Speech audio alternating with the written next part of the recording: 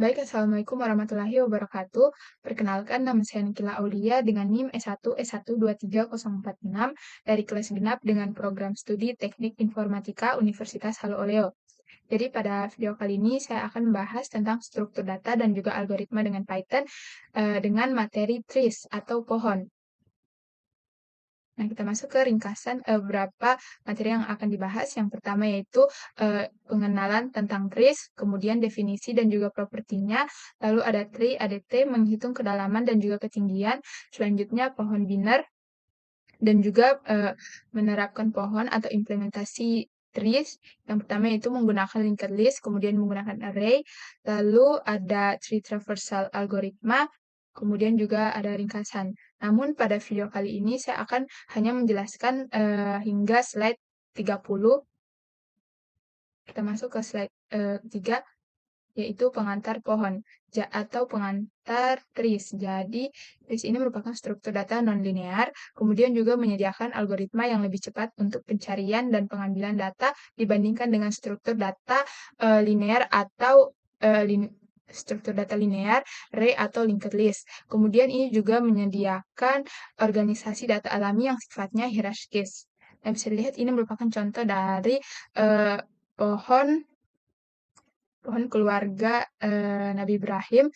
Jadi di sini Nabi Ibrahim sebagai orang tua, kemudian anaknya yaitu ada Ismail, Ishak, dan juga Zimran, dan lain-lain. Kemudian dari masing-masing anak ini memiliki keturunan yang lain lagi. Bisa dilihat. Selanjutnya, definisi dan properti dari tree. Jadi, sebuah tree adalah tipe data abstrak yang menyimpan elemen secara hierarkis. Kecuali elemen paling atas, setiap elemen di pohon memiliki induk, elemen, dan 0 atau lebih kids elemen. Bisa dilihat pada contoh trees ini. Jadi, elektronik keras ini merupakan akarnya atau induknya, kemudian anaknya itu ada R&D, kemudian sales, dan juga purchasing, dan manufacturing. Kemudian sales memiliki anakan lagi, yaitu domestik, internasional, Kanada, Amerika, dan juga overseas. Lalu overseas memiliki turunan atau anak lagi, yaitu Afrika, Europe, Asia, dan juga Australia. Nah, jadi elemen yang paling atas dari pohon itu disebut sebagai akar. Jadi pada gambar ini elektronik RUS merupakan sebuah akarnya. Selanjutnya kita masuk ke formal definition. Jadi, secara formal mendefinisikan pohon atau trees sebagai sekumpulan node yang menyimpan elemen-elemen sedemikian rupa sehingga node-node orang tua atau parential itu mempunyai hubungan yang memenuhi sifat-sifat. Yang pertama yaitu jika T tidak kosong, maka ia memiliki simpul khusus yang disebut root dari T yang tidak memiliki induk. Kemudian setiap node T yang berbeda dari akar mempunyai sebuah node unik parent node W. Setiap node dengan induk W adalah child dari W. Selanjutnya, perhatikan bahwa menurut definisi kita, pohon bisa kosong artinya tidak memiliki simpul apapun, Jadi konvensi ini juga memungkinkan kita untuk mendefinisikan pohon secara rekursif. Selanjutnya, dua node yang merupakan anak dari induk yang sama adalah sebuah saudara. Selanjutnya, sebuah simpul V adalah eksternal jika V tidak memiliki anak. Sebuah simpul V adalah intern jika memiliki satu atau lebih anak. Kemudian node eksternal juga dikenal sebagai leaf atau daun. Selanjutnya, sebuah simpul adalah ancestor atau leluhur dari simpul V jika U sama dengan V atau U merupakan leluhur dari induk V. Sebaliknya, kita katakan bahwa simpul V adalah keturunan simpul U jika U adalah leluhur atau ancestor dari V. Selanjutnya, sebuah tepian atau edge dari pohon T adalah pasangan simpul UV sedemikian rupa sehingga U adalah induk dari V atau sebaliknya. Sebuah jalur dari T adalah urutan simpul sedemikian rupa sehingga dua simpul berurutan dalam urutan tersebut membentuk sisi. Contohnya yaitu pohon atau tree yang berdekatan berisi jalur C252. C252 ini, kemudian project dan juga dimos lalu matka. Kemudian sebuah pohon adalah ordered jika ada tatanan linear yang berarti di antara anak-anak atau children dari setiap node. Bisa dilihat ini merupakan struktur dari trees. Yang pertama itu tree, kemudian binary tree, linked list, kemudian binary tree, dan juga linked binary tree. Hierarchy progression ini untuk pemodelan berbagai abstraksi dan implementasi struktur data pohon. Selanjutnya pohon ADT. Jadi di sini kita mendefinisikan ADT pohon menggunakan konsep position sebagai abstraksi untuk simpul pohon. Elemen disimpan di setiap posisi dan posisi memenuhi hubungan induk anak yang menentukan pohon atau trees. Kemudian objek posisi untuk trees mendukung metode P elemen untuk mengembalikan elemen yang disimpan pada posisi P. Kemudian pohon ADT kemudian mendukung hal berikut yaitu access method, ada T-root, ini untuk mengembalikan posisi akar pohon T atau non jika T kosong. Kemudian T is root apabila mengembalikan true, yaitu mengembalikan true jika posisi P adalah akar pohon T. Kemudian T parent ini untuk mengembalikan posisi induk dari posisi P atau non jika P adalah akar dari T.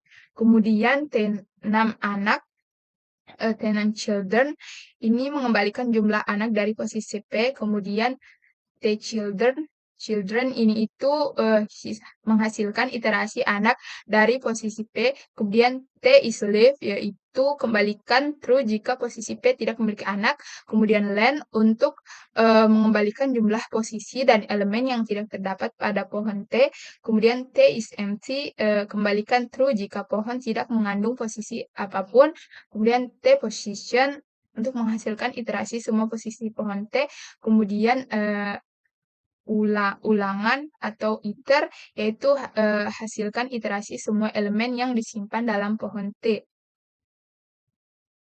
Selanjutnya duck typing atau mengetik bebek. Jadi duck typing ini merupakan suatu cara pemrograman di mana suatu objek yang dimasukkan ke dalam suatu fungsi atau metode mendukung semua tanda tangan metode dan atribut yang diharapkan dari objek tersebut pada waktu dijalankan. Kemudian objek itu sendiri tidak penting. Sebaliknya, objek tersebut harus mendukung semua metode atau atribut yang dipanggil di dalamnya. Karena alasan ini, duck typing tidak dilihat sebagai cara berpikir alih-alih sistem tipe. Selanjutnya dalam induct typing, kita tidak mendeklarasikan tipe argumen dalam prototipe fungsi atau metode. Ini berarti bahwa kompiler tidak dapat melakukan pengecekan tipe. Yang penting adalah apakah objek tersebut memiliki metode atau atribut tertentu pada saat dijalankan. Itu berasal dari pepatah lama, jika berjalan seperti bebek, berenang seperti bebek, dan berkokok seperti bebek, maka kemungkinan besar itu adalah bebek. Bahkan jika entitas bebek yang berperilaku seperti bebek dapat dianggap sebagai bebek karena penekanannya pada perilaku. Selanjutnya, secara analogi, untuk bahasa komputasi, jenis suatu objek tidaklah penting selama objek tersebut berperilaku sebagai objek tersebut. Selanjutnya, kelas dasar abstrak untuk struktur data trees. Jadi, kita mengikuti duck typing dengan menyediakan kelas dasar abstrak dan beberapa subkelas konkret yang mewarisi dari kelas dasar ini. Kemudian, kelas dasar terdiri dari yang pertama yaitu kelas posisi bersarang dengan metode abstrak, kemudian beberapa metode abstrak, lalu beberapa metode konkret seperti isRoot, isLeaf, kemudian juga ada isEmpty. Lalu tidak ada contoh langsung yang dibuat untuk basis abstrak kelas. Nah, bisa lihat di sini terdapat sebuah codingan dari kelas tree. Kita akan coba implementasikan.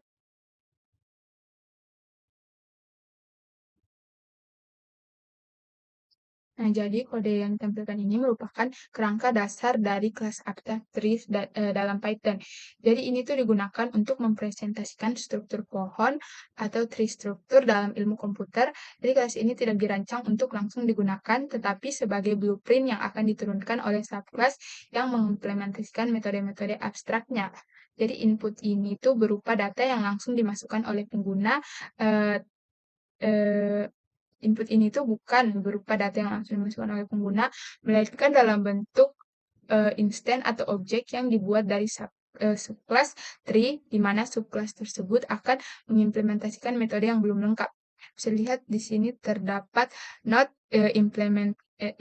implemented error, misalnya metode root, parent, num children, kemudian children, dan lain harus diimplementasikan oleh subclass agar struktur pohon dapat digunakan secara nyata. Kemudian outputnya itu bergantung pada bagaimana subclass mengimplementasikan metode abstraknya. Namun secara umum metode-metode konkret seperti isRoot P, kemudian juga isLeaf P, lalu isEmpty akan menghasilkan output boolean true atau false. Misalnya jika pengguna memanggil isRoot P, maka fungsi ini mengembalikan true jika posisi P adalah akar pohon dan false jika bukan. Demikian pula isLeaf P akan memeriksa apakah suatu posisi merupakan daun tidak memiliki anak, dan isEmpty akan mengembalikan true jika pohon tidak memiliki elemen sama sekali. Dengan demikian, kode ini tuh memberikan fondasi bagi pengguna untuk membangun struktur data pohon secara fleksibel, di mana logika internalnya bergantung pada implementasi subclass yang sesuai. Kita kembali ke slide. Nah, slide berikutnya yaitu computing depth atau kedalaman komputasi. Yang pertama, jadi misalkan P adalah posisi suatu simpul pada pohon T. Kemudian, kedalaman dari P adalah jumlah leluhur dari P, tidak termasuk P itu sendiri. Kemudian, kedalaman akar atau root adalah karena akarnya tidak memiliki nenek moyang atau ancestor. Lalu kedalaman P juga dapat didefinisikan secara rekursif sebagai berikut. Yang pertama yaitu jika P adalah akar, maka kedalaman P adalah 0. Bisa dilihat pada gambar ini, jadi P itu merupakan ini, yang merupakan akar, dan kedalamannya itu yaitu 0. Jika tidak, kedalaman P adalah 1 ditambah kedalaman P induk. Jadi ini merupakan P induk, kemudian anaknya ditambah 1 jadi 0, 0 ditambah 1, kemudian ini 1, lalu jadi 1 ditambah 1 sama dengan 2. Untuk tiap simpul, bukan akar, kita tambahkan 1 ke kedalaman induknya. The next, yang selanjutnya waktu berjalan, the running time of T-depth. Untuk posisi adalah 0 dan kun dp tambah 1, di mana dp menunjukkan kedalaman P di pohon T karena algoritma melakukan langkah rekursif waktu konstan untuk setiap leluhur. Kita coba implementasikan codingan ini. Tetapi sebelum itu, T kedalaman atau T-depth berjalan pada waktu terburuk, di mana N adalah jumlah total posisi T, karena posisi T mungkin memiliki kedalaman N kurang 1 jika semua node membentuk satu cabang. Jadi bisa dilihat jumlah node N sama dengan 5, kemudian maksimum D sama dengan 1, D1 sama dengan 4, dan kedalaman, lalu maksimum D2 sama dengan 2. Kita coba implementasikan codingan ini.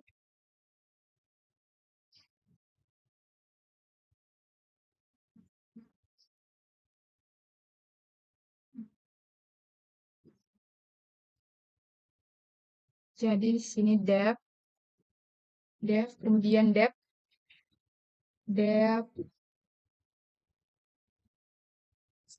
self,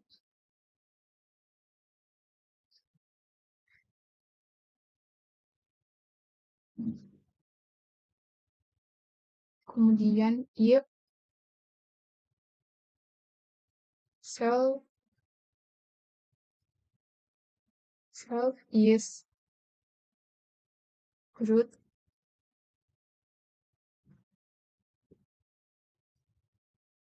return 0, else return 1 tambah sel div sel parent p.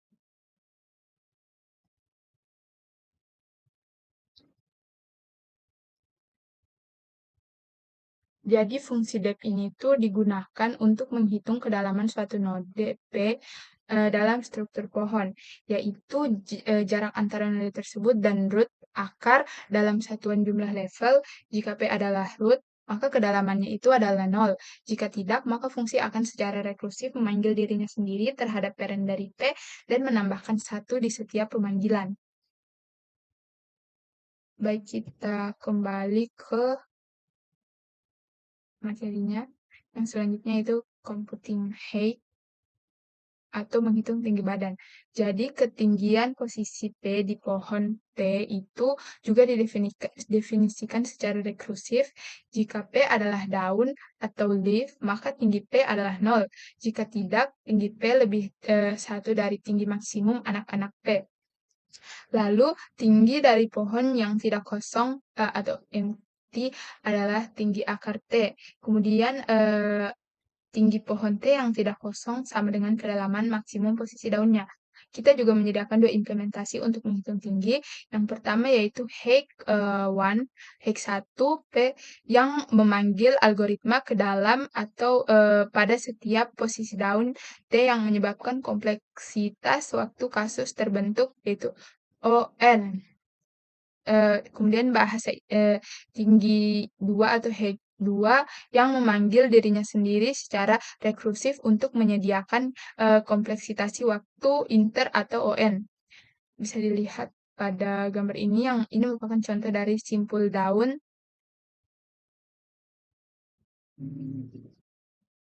Selanjutnya adalah ada N jumlah posisi di pohon. Mari kita asumsikan ada mi posisi daun, kemudian waktu komputasi. Jadi setiap panggilan ke kedalaman atau deep fungsi memiliki waktu konstan yaitu ODP tambah 1 yang dalam kasus terburuk bisa menjadi N kurang 1 atau ON kompleksitas waktu. Jadi rumus ini kompleksitas waktu kasus terburuk dari H1 fungsi adalah pada rumus di bawah ini yaitu O dalam kurung N tambah N kuadrat sama dengan O N kuadrat. Jadi kedalaman untuk P dalam rentang N dieksekusi N kali jika ada is leaf, jika adalah daun, maka D kedalaman dieksekusi L kali kedalaman, kemudian depth open. Bisa lihat rumus ini, kita akan mencoba codingannya. Kemudian kita masuk ke dev, kemudian hey, x1 sama dengan sel, titik 2, lalu return max, kemudian sel, div dalam kurung P, for P in sel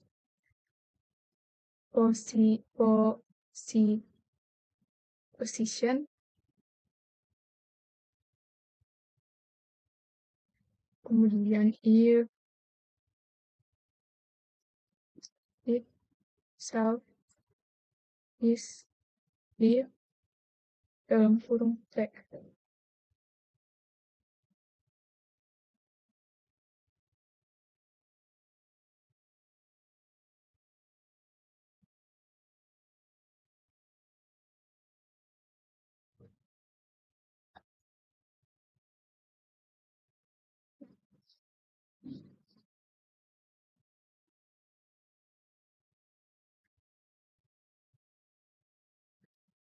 Jadi metode Hake-1 ini atau Hake-1 itu digunakan untuk menghitung tinggi pohon, yaitu kedalaman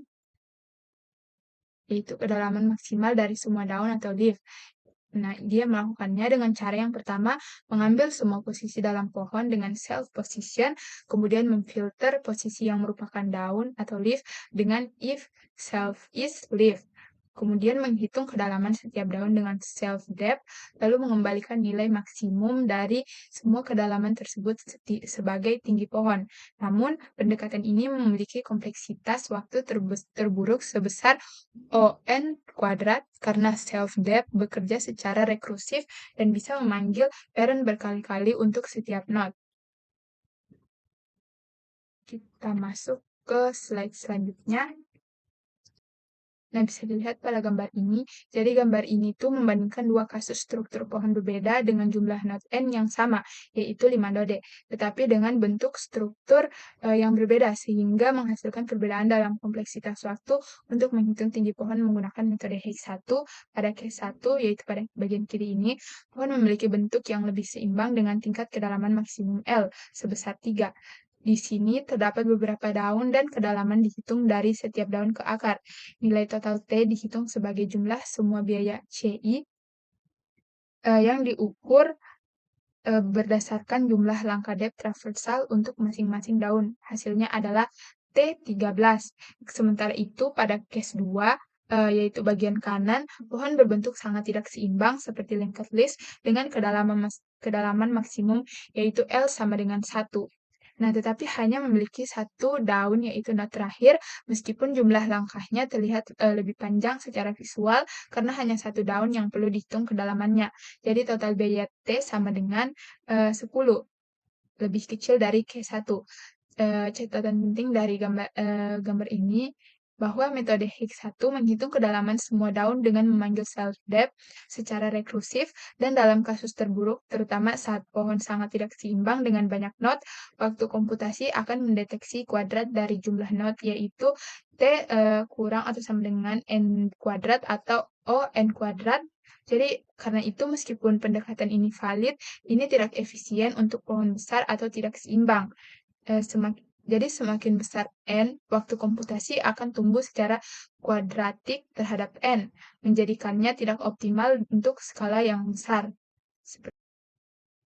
Selanjutnya, Hake-2.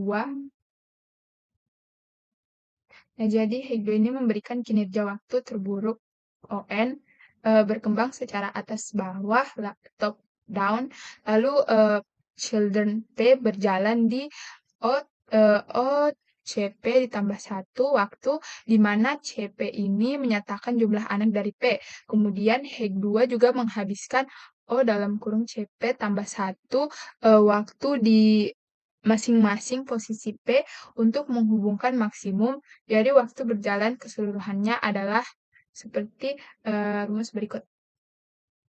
Kemudian ada sebuah sumber atau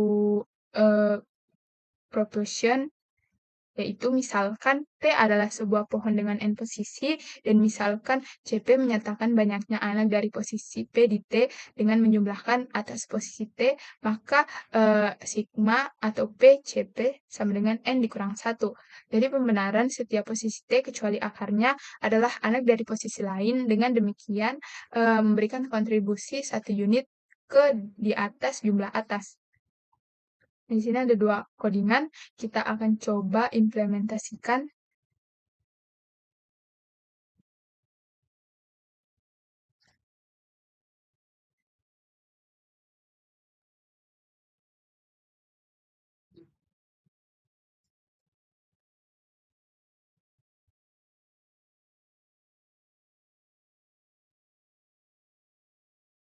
Yang pertama itu depth A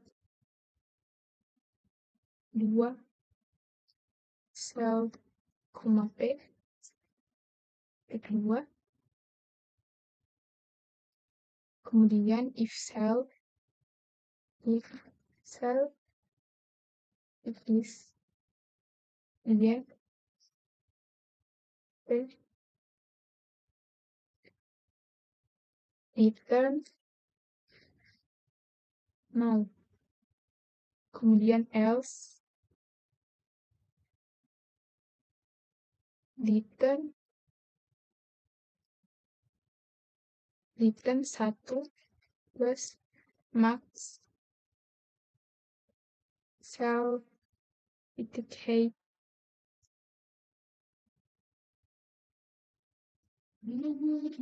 dalam kurung C for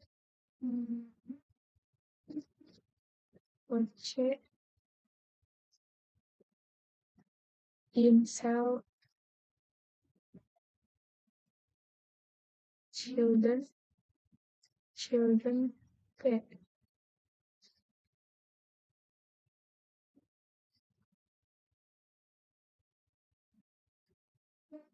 Return cell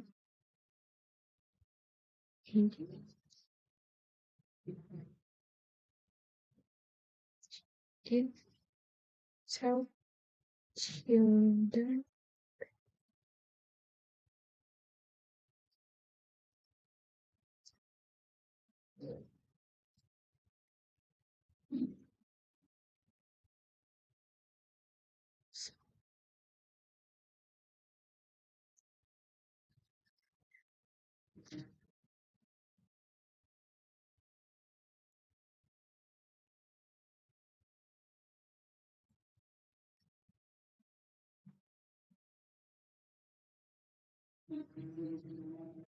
kemudian if P is small maka P sama dengan cell root.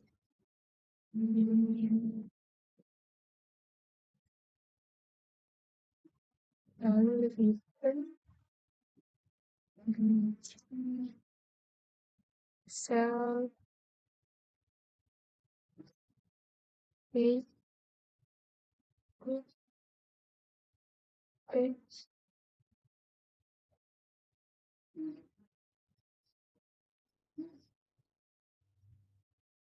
Jadi fungsi height ini merupakan sebuah termuka umum untuk menghitung tinggi pohon atau subpohon yang dimulai dari posisi tertentu P. Jika tidak diberikan, maka fungsi akan otomatis memulai dari root pohon. Jadi fungsi height 2 ini melakukan proses rekursi untuk menghitung tinggi, yaitu mencari kedalaman maksimal dari semua anak children suatu posisi P. Jika P adalah daun, tidak punya anak, maka tinggi subpohonnya adalah 0. Jika tidak, fungsi akan mencari anak dengan kedalaman tertinggi dan menambahkan 1. Kelebihan dari pendekatan ini dibanding Hex 1 adalah definisi waktu kompleksitasnya, yaitu ON dalam ukuran subpohon jumlah node di bawah posisi P, karena setiap node hanya dihitung sekali secara rekursif tanpa pemanggilan depth yang berulang.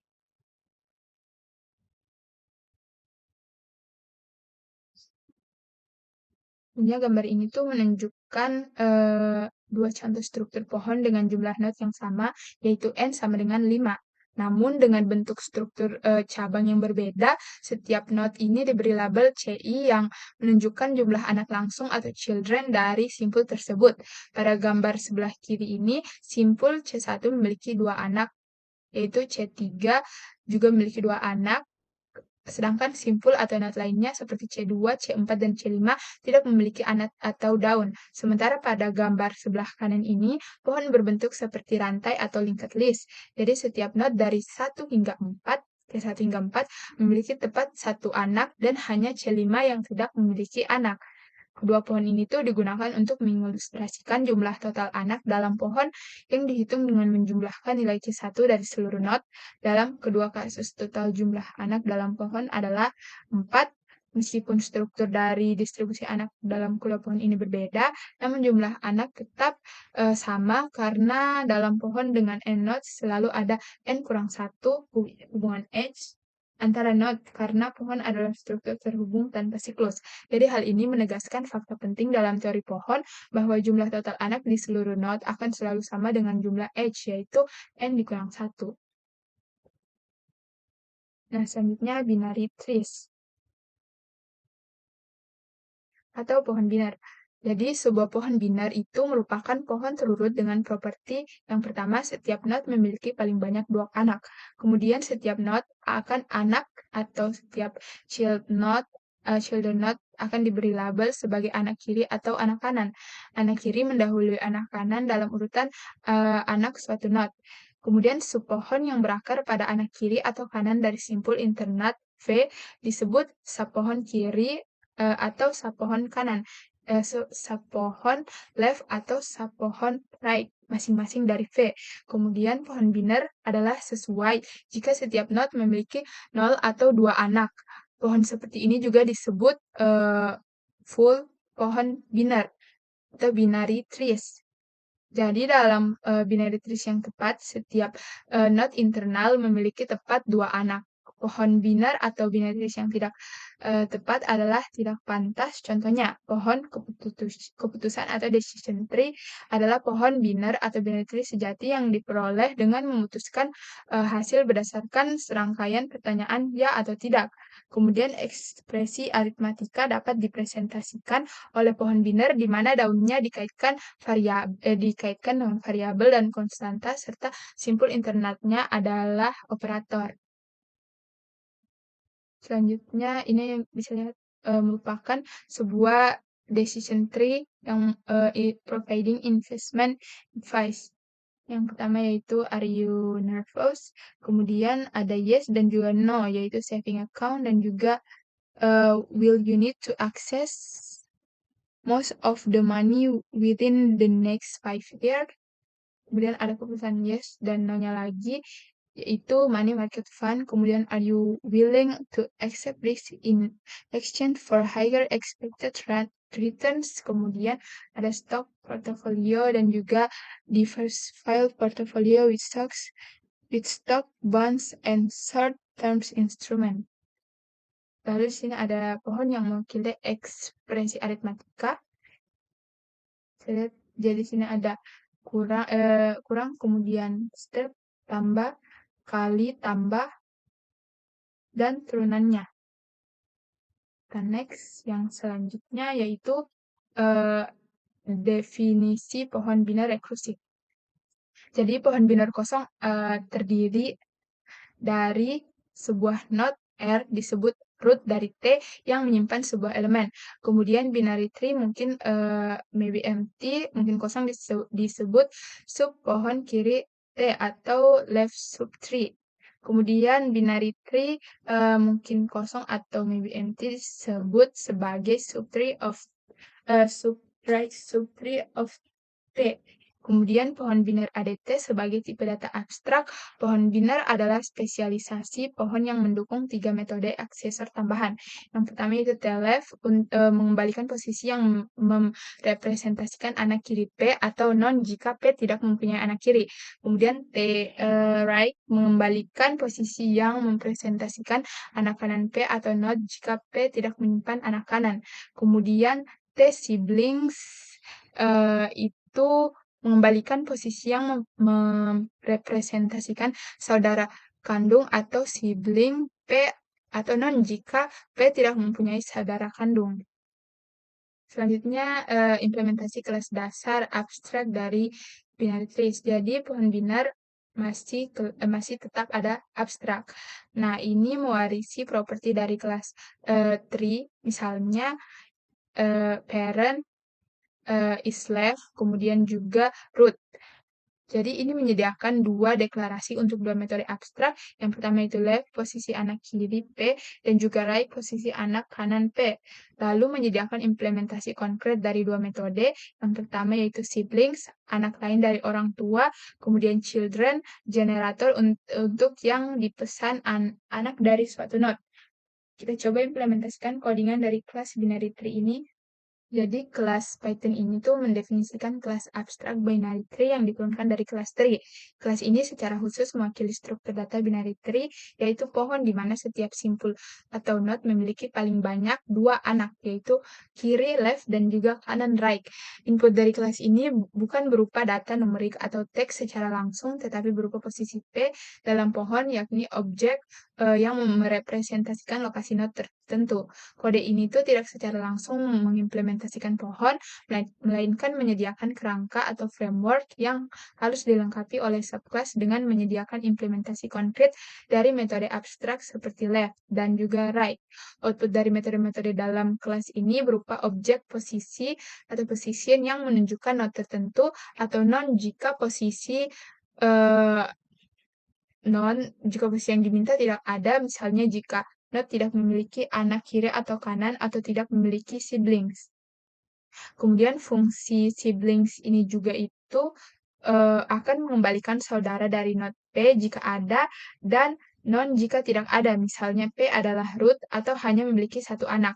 Sedangkan metode children menghasilkan iterator atas anak-anak dari node P yang dalam konteks pohon biner berarti 0, 1, atau 2 dan atau 2 node kiri dan kanan. Metode ini menggunakan yield yang artinya outputnya dapat digunakan dalam perulangan for secara efisien tanpa membentuk daftar secara langsung.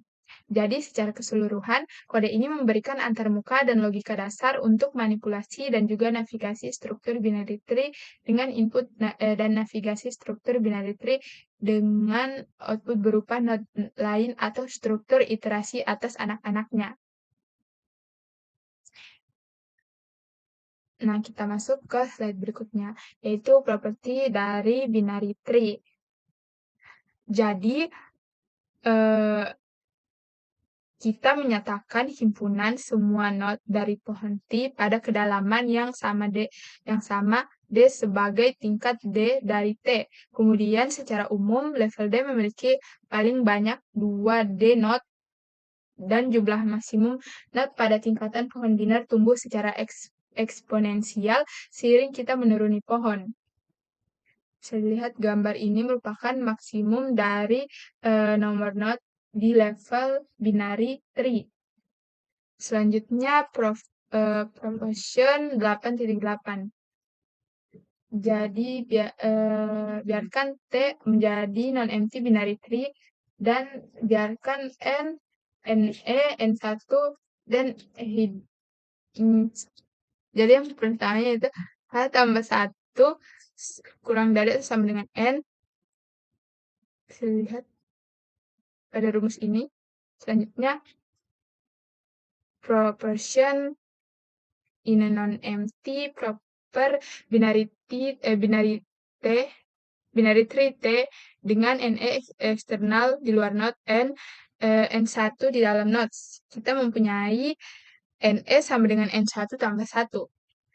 Justification, kita membuat dua tumpukan, satu untuk node eksternal dan satu lagi untuk node internal. Kemudian kasus 1, jika T mempunyai satu simpul V, maka V dimasukkan ke tumpukan eksternal dan tidak ada untuk node internal. Kemudian case 2, jika T memiliki lebih dari satu node, kita hilangkan sepasang, yaitu satu node eksternal dan satu node internal. Node pada satu waktu, pada akhirnya hanya satu node yang akan dibiarkan bersifat eksternal. Nah, perlu diperhatikan bahwa hubungan di atas tidak berlaku secara umum untuk pohon biner, tidak tepat, dan pohon non-biner. Selanjutnya, implementasi tree. Pertama, struktur tertaut untuk pohon biner. Kedua, representasi berbasis array untuk pohon biner. Ketiga, struktur tertaut untuk pohon umum. Selanjutnya, linked structure for binary trees atau struktur tertaut untuk pohon biner. Jadi, setiap node memelihara referensi ke yang berikut ini. Yang pertama yaitu elemen yang disimpan pada posisi P, kemudian node dari anak kiri, lalu node anak kanan, dan juga parent node. Lalu pohon T mempertahankan dua variabel, yaitu variabel untuk menyimpan referensi ke node root atau variabel size yang mewakili jumlah total node T. Selanjutnya, implementasi struktur Python binar tertaut atau linked binary dalam bahasa Python.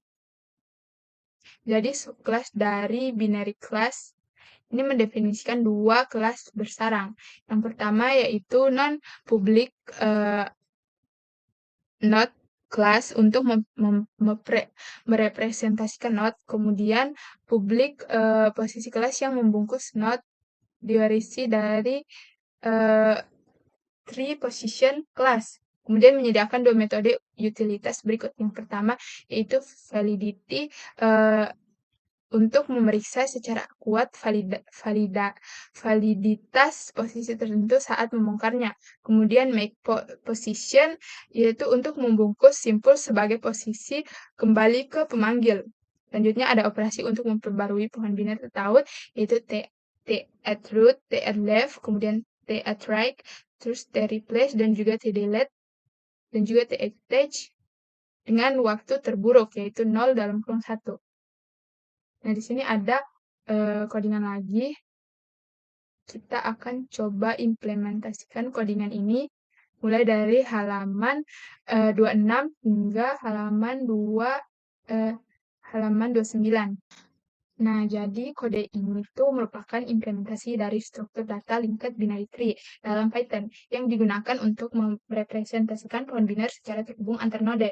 Struktur ini memungkinkan penyimpanan data secara hierarkis di mana setiap node memiliki maksimal 2 anak, yaitu left dan juga right, atau kiri dan kanan. Nah, input dari program ini adalah serangkaian pemanggil metode yang terhadap objek linked binary tree yang menambahkan node ke dalam pohon. Misalnya, baris seperti p at root, Providence, dan P at left, Peerut, Chicago. Nah, ini adalah input eksplisit dari pengguna yang menyisipkan elemen ke dalam pohon secara bertahap, mulai dari root hingga ke anak-anaknya. Kemudian, 2 buah pohon dibangun secara terpisah, yaitu pohon P yang berisi nama-nama kota, dan pohon Q yang berbentuk ekspresi aritmatika dalam bentuk notasi pohon. Selanjutnya output dari program ini. Jadi, output dari program ini tuh dihasilkan melalui print P dan print Q, seperti ini, yang memanggil metode str untuk mencetak representasi string dari masing-masing pohon. Fungsi ini secara rekursif mencetak setiap node dan anak-anaknya dalam format baris, di mana setiap node diikuti oleh elemen-elemen anaknya jika ada, dan hasilnya membentuk struktur hierarki pohon yang mudah dibaca. Dengan demikian, outputnya adalah tampilan visual dari pohon P dan Q yang menunjukkan hubungan antara parent dan child dari setiap node. Secara keseluruhan, input ini merupakan output yang dihasilkan, itu nama kota, ada Providence, Chicago, kemudian Chicago, Baltimore, New York, Seattle, dan juga ada seperti ini.